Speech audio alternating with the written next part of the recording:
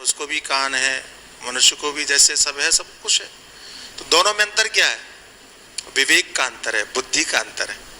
पशु में बुद्धि नहीं है, मनुष्य में बुद्धि है, ठीक है ना। लेकिन उस बुद्धि का होने का अर्थ क्या है? ये अगर उस बुद्धि का उपयोग करते हुए सत्य को, ज्ञान को जाना और समझा नहीं, पशुओं की तरह इस शरीर को ही अपना स्वरूप मानते रहे, तो ये पशु बुद्धि है। अच्छा, मरता कौन है? कभी सोचा है किसकी मृत्यु होती है? आत्मा तो मरता नहीं है, तो किसकी मृत्यु होती है? अरे भाई, शरीर भी नहीं मरता।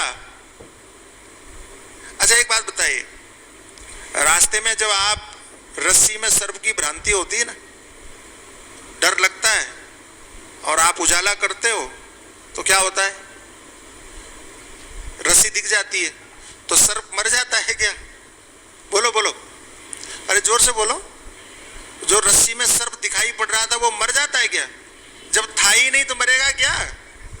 ये शरीर तो है ही नहीं तो मरेगा क्या? मृत्यु किसी की नहीं होती है, मान के बैठे हुए हैं हम लोग, सिर्फ मान के बैठे हुए हैं।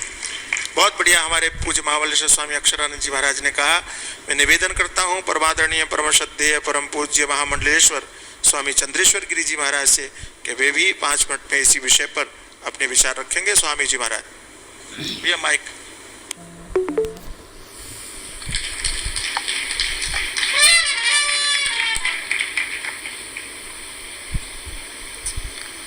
प्रणम्य शीर्षा देवं गौरीपुत्रं विनायकं भक्तावासं स्मरे नित्यं मायोस्य कामार्थसिद्धये।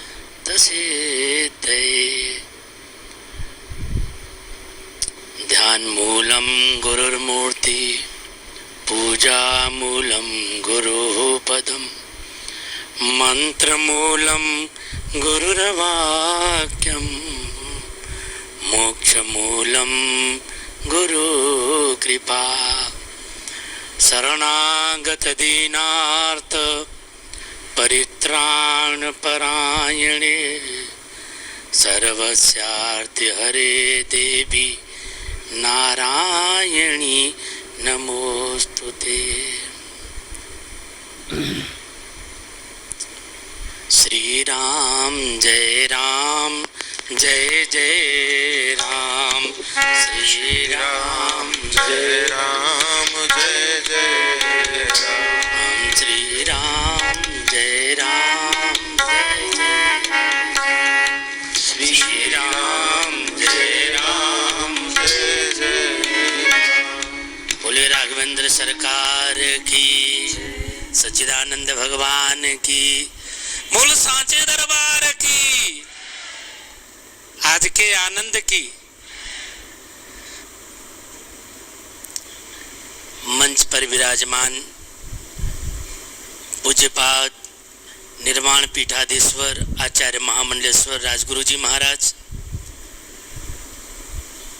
आज के वैसे तो रोज के कार्यक्रम की अध्यक्षता पूज्य महाराज श्री की थी, लेकिन आज विशेष रूप से अध्यक्षता है पूज्यपाद प्रातः स्मरणीय अटल पीठाधीश्वर आचार्य महामंडलेश्वर पूज्य महाराज श्री के चरणान बिंदों में वंदन करते हुए मंच पर उपस्थित सभी पूज्य महामंडलेश्वर, पूज्य संत चरण, सभी को ओम नमो नारायण।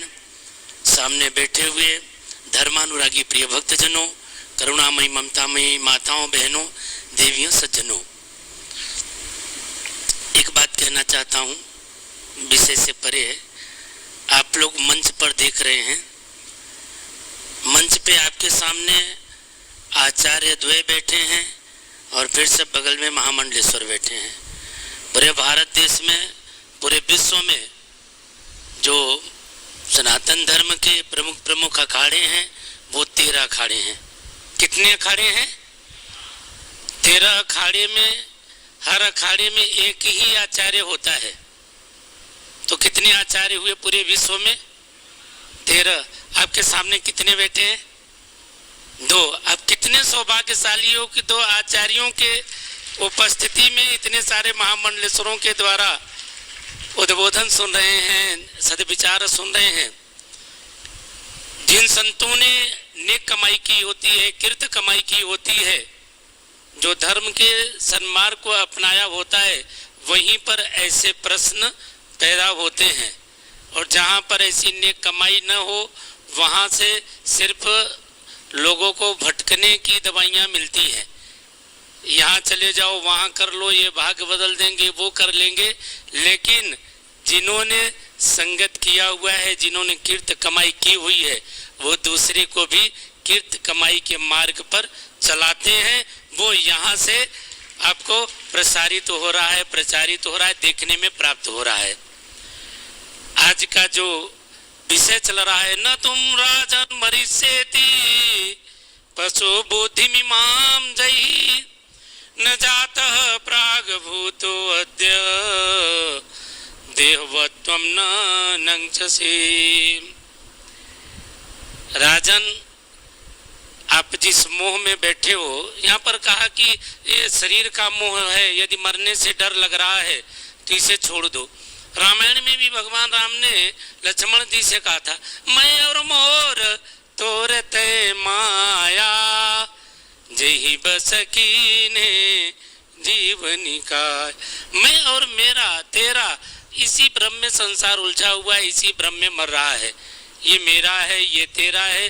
जब तक इसे अपना तुम्हारा मान बैठे हैं तब तक मन का द्वंद्व है, अंतर का द्वंद्व है। जिस दिन ये मेरा कर्तापन का भान समाप्त होगा उस दिन आपको मुक्ति की प्राप्ति हो जाएगी। यहाँ पर इस प्रसंग में एक प्रश्न उठता है। वो प्रश्न, जो प्रश्न महाराज परीक्षित के मन में हुआ था, वो प्रश्न हमें लगता है आप सबका भी होना चाहिए। और वो प्रश्न है, कस्त्वम कोहम, हम कौन हैं और कहाँ से आए हैं, मुझे करना क्या है और करके जाना कहाँ पर है। ये प्रतिदिन हम सभी लोगों को सोचना चाहिए। महाराज यही कह रहे हैं कि तुम आज हो, भूतकाल में तुम नहीं थे और भविष्य में तुम रहोगे, तुम्हारा शरीर रहेगा, इसकी कोई गारंटी नहीं है। तो हम लोग भी, ये हमारे ऊपर भी घटता है ना, हम कौन है, आपका नाम क्या है, आपके माता पिता ने, हमारे गुरुजनों ने हमारा नाम रखा, लेकिन इससे पहले भी तो कुछ रहा होगा, उसका पता करने का प्रयास किया किसी ने। जितने भी बैठे हैं सबका नामकरण हुआ। नामकरण के पहले आपका क्या नाम था, आपका क्या गोत्र था, आप कहाँ से आए हो। हम यहाँ सुंदरबनी में आए हैं सत्संग करने के लिए, आप सब लोगों ने मेरा पता जानकारी लेकर तभी तो मुझे भेजा था ना, वो सब जानते हो। किसी को पूछना हो तो आप पूछ लोगे महाराज कहाँ से आए हो। कभी अपने आप से पूछा कि मैं कहाँ से आया हूँ, मैं कौन हूँ, मैं किस जाति, किस धर्म, किस गोत्र का हूँ, अपने बारे में कभी ये प्रश्न किया। ये एक बड़ा प्रश्न है। इस प्रश्न का उत्तर भी यहाँ संतों के माध्यम से आप लोगों को मिलेगा। लेकिन कल के प्रसंग में आया था, खोजना तो आपको ही पड़ेगा। मंजिल को पाना है तो यात्रा तो आपको ही करनी पड़ेगी। यात्रा में यदि यात्रा नहीं करोगे तो मंजिल मिलने वाली नहीं है, तो यात्रा भी आपको करनी पड़ेगी। ये कौन हूँ इसकी खोज भी खुद को ही करनी पड़ेगी। वासांस जीर्णान यथा विहाय नमानि गृह्णात नरो पराणी। ये शरीर तो आज है, कल नहीं रहेगा। जैसे वस्त्र पुराना हो जाता है तो हम उसे उतार करके रख देते हैं और नया धारण कर लेते हैं। इसी तरह से आत्मा के लिए ये शरीर वस्त्र जैसा है, कर्म करने का साधन है। कर्म का शरीरे खलु धर्म साधनम, धर्म करने का साधन ये शरीर है। इस शरीर से धर्म किया जाए तो जन्म लेने का, मानव जीवन का मूल्य प्राप्त हो जाता है, और अधर्म किया जाए तो वो गर्त में चला जाता है। मिथ्या जननी स्वजन्म दुख भाजा, तो जन्म लेने का कष्ट भी जो माँ को सहना पड़ा वो भी जो है ना, माँ को भी बेकार में मिथ्या कष्ट ही होता है हमें, जो धर्म के मार्ग पर नहीं चलता। तो मेरे भाई बहन, मैं और मोर तोरतई माया, ये जीवन जो मिला हुआ है, हम लोग जहाँ जहाँ बैठे हैं ये पुण्य और पूर्व के कृत कर्मों के फल के अनुसार बैठे हैं। आज जो लोग यहाँ सत्संग से जुड़े हैं, जो पूज्य महाराज श्री से जुड़े हैं, जो सत्संग का धर्म लाभ ले रहे हैं, इनके पूर्व के भी कोई न कोई पुण्य है। प्राप्य पुण्यकृताम लोकानुचित्वा शाश्वती समा शुचीनाम श्रीमताम गेहे योग भ्रष्टो भी जायते। तो मनुष्य अपने पूर्व के किए हुए कर्मों का फल यहाँ पर प्राप्त करता है। जिसकी यात्रा जहाँ रुकी होती है उसके कर्म के अनुसार उसकी यात्रा वहीं से शुरू होती है, प्रारंभ भी होती है। मान लीजिए कि श्रीमताम गेहे ऐश्वर्यशाली जो हो और वो अपने इस जीवन में पुण्य करने वाला हो तो उसका अगला जन्म भी ऐश्वर्यशाली में होता है। विद्वान बुद्धिमान हो तो किसी बुद्धिमान के घर में जन्म होता है। तो इस करके हम सब लोगों को संतों का सानिध्य प्राप्त करके संत चरणों की सेवा करते हुए गुरु चरणों से अपना संबंध बनाए रखते हुए जीवन यापन करना है। संत चरण पंकज पति प्रेमा मन कर्म वचन भजन दृढ़ नेमा।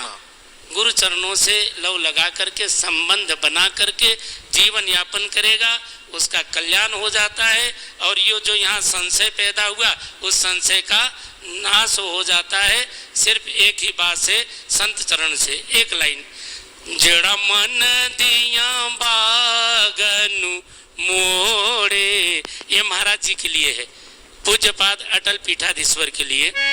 जड़ा मन दिया बागनु मोड़े ऐसा कोई संत मिले। जड़ा मन दिया बागनु मोड़े ऐसा कोई संत मिले। जड़ा तार प्रभु नाल जोड़े ऐसा कोई संत मिले।